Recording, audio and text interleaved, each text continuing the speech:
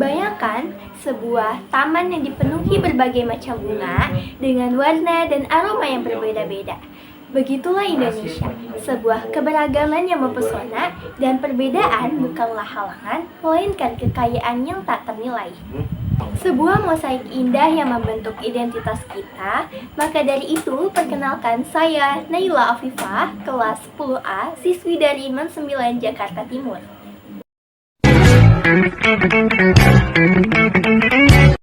Permainan yang saya buat berjudul Ini dia kriteria dan petunjuk permainannya biar makin asyik. Yang pertama, tujuan permainan. Pemain berlomba mengelilingi papan permainan, menjawab pertanyaan tentang keberagaman Indonesia, dan menghadapi tantangan serta memanfaatkan kesempatan untuk menjadi yang pertama mencapai garis akhir. Pemain berjumlah 2-4 orang. Komponen permainan. Pertama, papan permainan dengan jalur langkah yang terdiri dari kotak-kotak.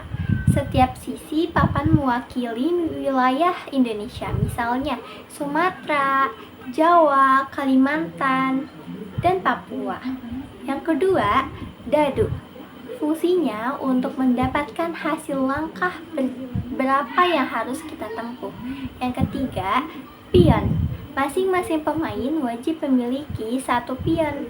Yang keempat, kartu pertanyaan berisi pertanyaan seputar budaya, sejarah, tokoh, ataupun hal-hal unik lainnya dari berbagai daerah di Indonesia.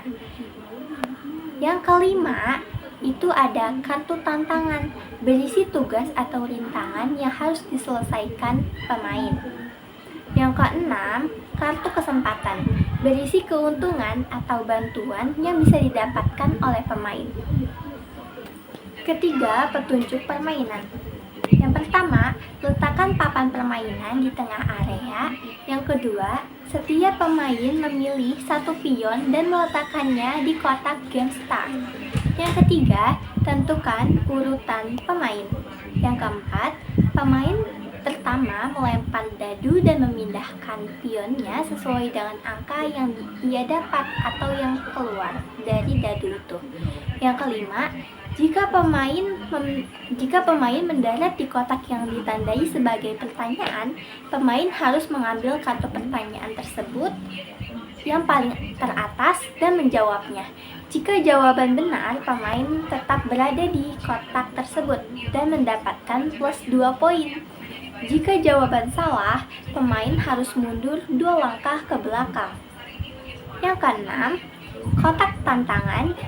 Jika pemain mendarat di kotak tersebut, pemain harus mengambil kartu tantangan teratas dan melaksanakannya. Jika berhasil, pemain tetap berada di kotak tersebut atau mendapatkan hadiah tertentu. Misalnya, ia maju beberapa langkah. Dan jika gagal, pemain harus menerima konsekuensinya, misalnya mundur beberapa langkah atau kehilangan giliran untuk bermain. Dan yang ketujuh, itu ada jika pemain mendarat di kotak kesempatan, pemain harus mengambil kartu kesempatan teratas dan juga mengikuti instruksinya. Kartu ini bisa memberikan keuntungan, misalnya maju beberapa langkah, mendapat giliran tambahan, ataupun kerugian kecil, seperti kalau misalkan ada hukuman, dia akan terhindar dari hukuman tersebut. Dan yang kedelapan, pemain pertama yang berhasil mencapai kotak game akhir atau finish setelah mengelilingi seluruh papan ialah pemenangnya.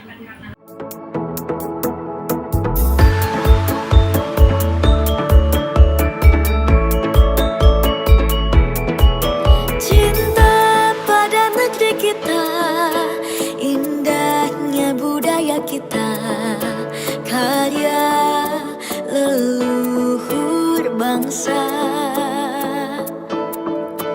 Cinta Nusantara kita, beragam budaya kita, warisan budaya Indonesia. teman-teman. Kalian juga udah lihat kan video tayangan yang sebelumnya, betapa serunya dan keren kalau misalkan permainan ini dimainkan secara bersama-sama.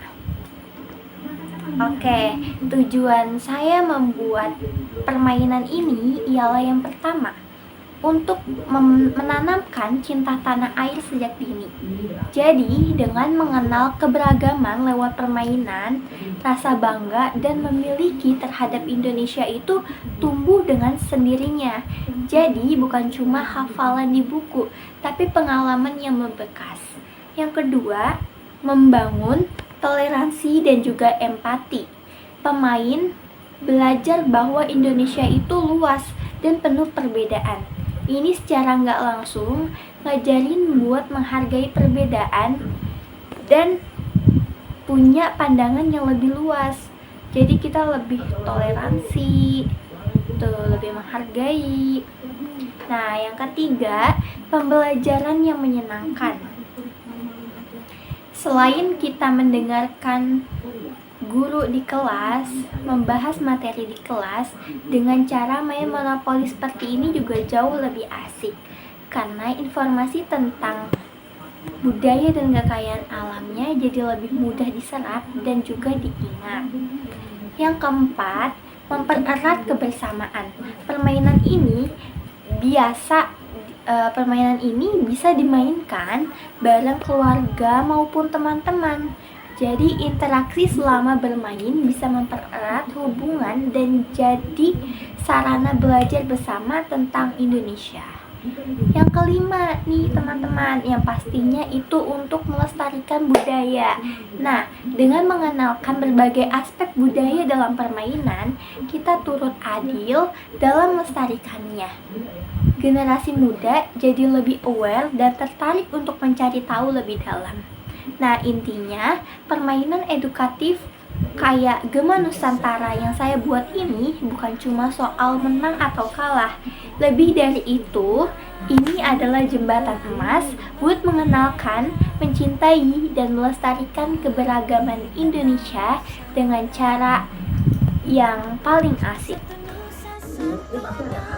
Jangan biarkan arus zaman menghapus warna-warni keberagaman kita.